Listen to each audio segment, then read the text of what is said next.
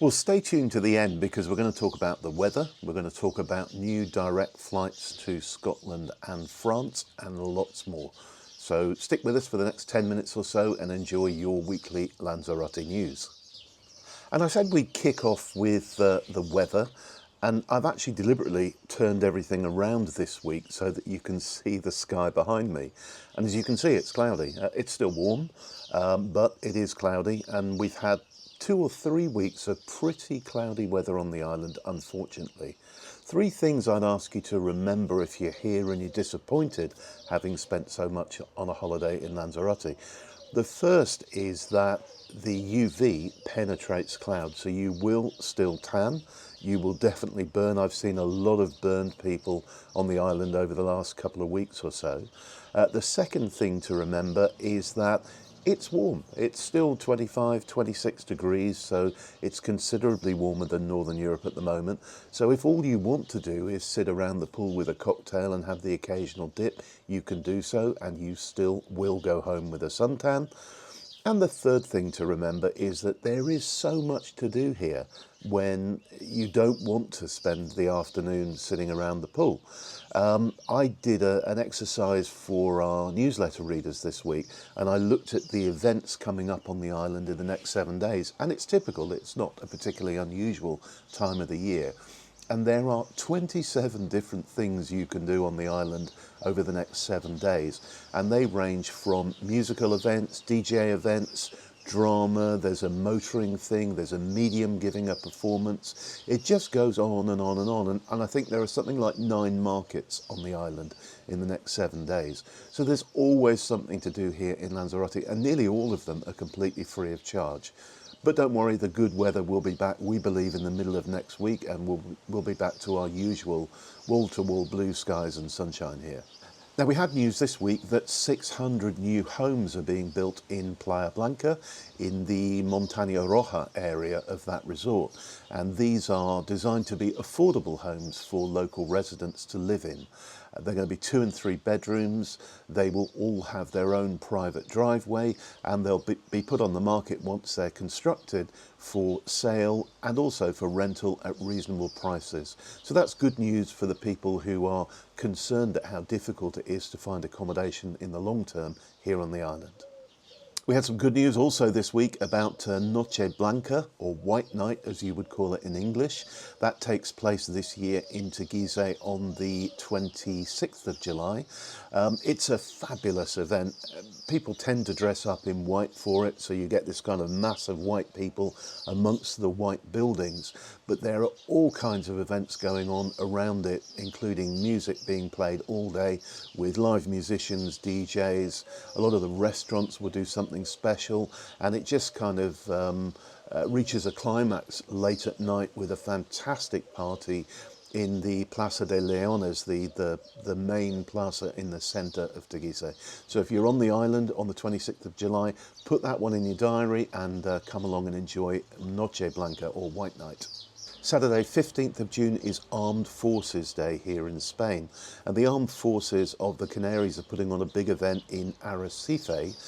They will be doing a search and rescue, helicopter rescue from the ocean just off the beach at Playa del Reducto.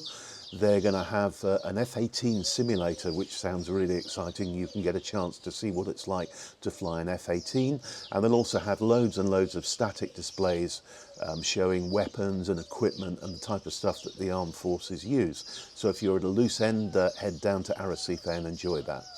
Regular visitors will know that work is continuing on the new underpass being built in Playa Honda, on the main dual carriageway that splits that town in the area of the airport.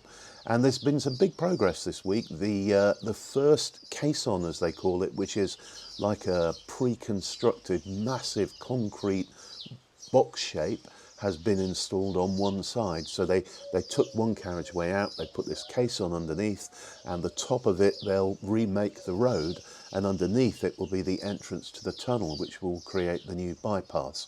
And as soon as that's all done, they'll do exactly the same. They'll close the other carriageway and put the other big caisson into that side of it and do the same thing.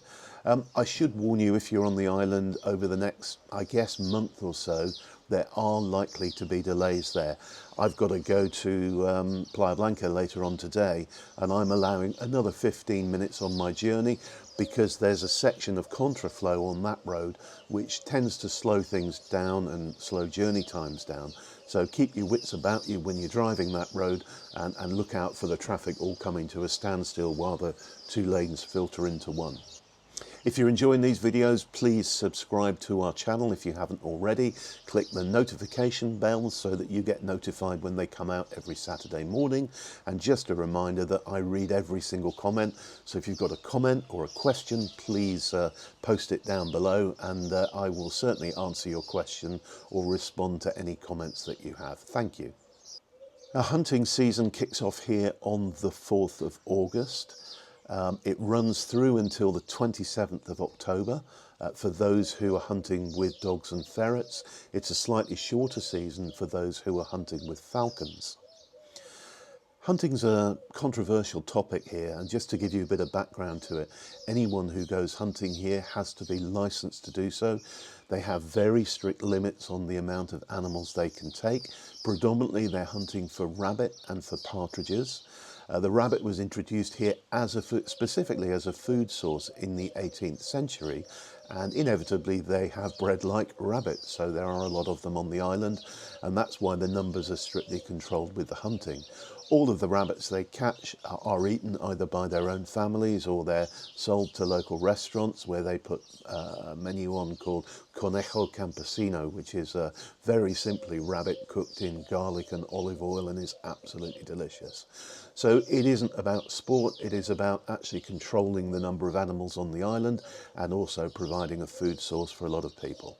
I promised we'd talk about those new direct flights, and we have new flights announced by EasyJet, which will be kicking off this winter.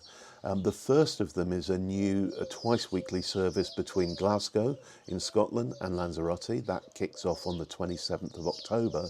And then the following month, a little bit later, we'll have a new, again, twice weekly service to Nice in the south of France.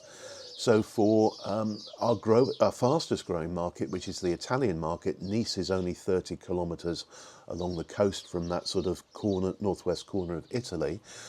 It means that they'll have easy access, as will all of the people in Marseille and that area in the south of France. For those of us who live on the island, it's quite an interesting prospect to be able to fly straight into the south of France and have immediate access to Cannes and Monaco and Nice and Saint-Tropez and all those beautiful places on the Côte d'Azur there. Apologies for the noise of the birds. I don't know what they're shouting at. There may be a falcon around or something like that. I was really pleased to hear the story about the salt flats in Arrecife.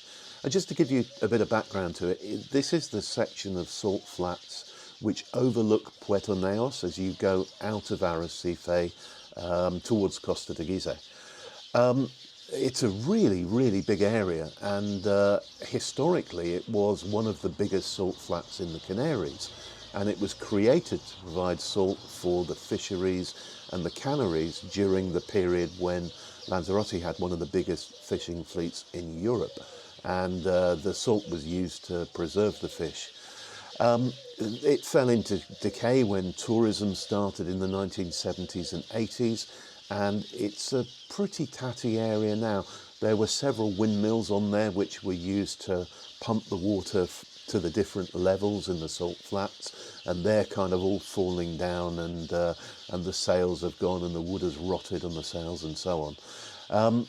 The Cabildo have announced that they are going to carry out a restoration of those salt flats, and I really, really applaud it, because I think A, it's a bit of an eyesore, and B, I think it's very good for islanders to have a connection to the history of the island before tourism. And you know, that was a period when fishing and salt were the two key industries of it. So I'm really looking forward to those salt flats being restored, but also being able to walk around them and understand how they work. And I gather there will be a sort of informational building there as well, so that you can see the history of them. I've been looking at old photos online. If you search for Salinas Puerto Neos online, do an image search, and you'll see pictures of them when they were, you know, really in action in the 50s, 60s and 1970s.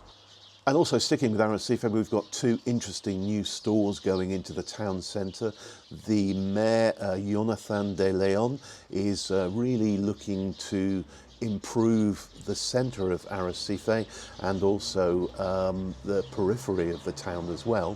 One of the stores going in there is called Druni. They're a high-end cosmetics company based in Valencia. And the other store, I'm going to have to look down here for the name, is called Ka, which apparently is a home decoration stroke furniture business. The former is going into Calle Real, the main street in the centre of Arrecife, and the furniture business is going into Calle Fajardo, where there are already a sort of series of furniture businesses quite close to each other. So I'm looking forward to seeing those, and we'll shoot some video for you for sure when they're open and up and running. What Jonathan also talked about was doing a restoration on the Recova market, which is right in the centre of Arrecife. And his vision, and I love the sound of this, is to turn it into something like the Mercado San Miguel in Madrid. And that's a market where they sell all local produce, all organic, high quality local produce, but they have a section in the centre where you can order food from the stalls around and say, well, I'd like some fish from this stall, and I want a glass of wine from this stall, and I'll take my dessert from one behind me, and so on. So that's his vision for the market in the centre of Arrecife, La Recova it's called. And we'll keep you very much posted on that, because I can't wait to see that and try it out. And finally, our football team, Yaisa's football team, US Yaisa, managed to win their semi-finals very comfortably, and they are now through to the playoff final. So there'll be two legs of that, and if they succeed in beating the other team, and I don't know at this stage who the other team are, they will then progress to the next division next year. So where UD Lanzarote failed to gain promotion, US Yaisa are still very much in the hunt for it, and we've got our fingers crossed for them for their game this weekend.